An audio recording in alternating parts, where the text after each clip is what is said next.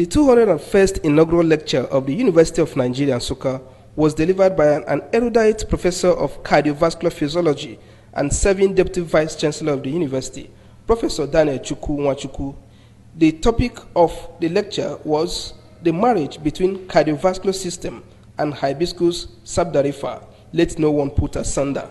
The lecture brought to fore the medicinal values of hibiscus sabdariffa, popularly referred to as zobo, in the management and treatment of heart-related ailments like hypertension, stroke, and other high-risk health challenges.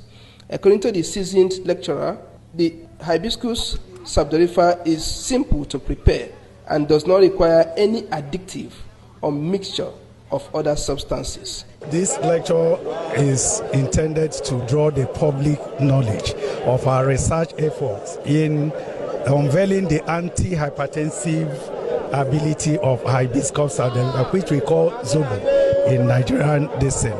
Unfortunately, what we used for our studies was the same concentration as the locally produced zobo, and we found out that it exerted significant antihypertensive effect, in some cases even higher than the normal standard antihypertensive drug that we use.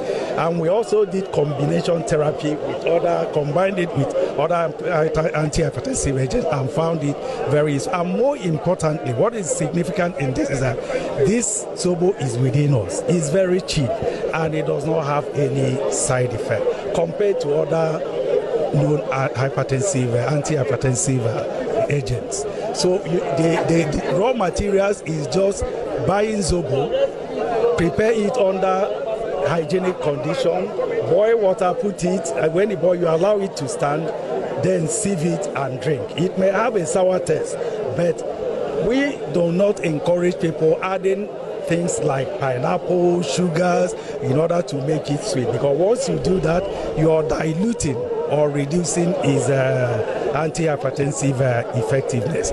So we have demonstrated it both in animal studies and in humans.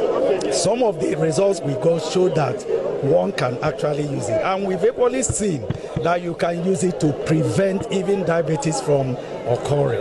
Do you understand? When you finish your meal and you take a sip of it, it reduces what we call postprandial glucose, rise in glucose levels.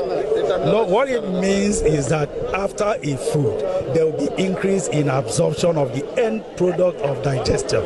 In this case, glucose. The end product of carbohydrate digestion is glucose. So it will increase its absorption, definitely. That's why when you finish eating, you see heat all over because of rise in metabolic activities. So those things will now lead to rise in blood glucose level. But if you take a sip of hibiscus or zobo, it will reduce that blood glucose level. Thereby your chances of being hypertensive will be reduced. I said the lecture, as far as I'm concerned, is two-dimensional. One on health grounds.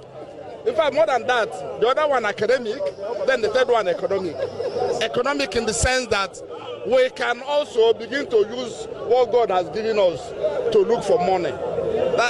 Maybe because God has given us everything in abundance in this country, we try to neglect the simple things God has given us in our environment.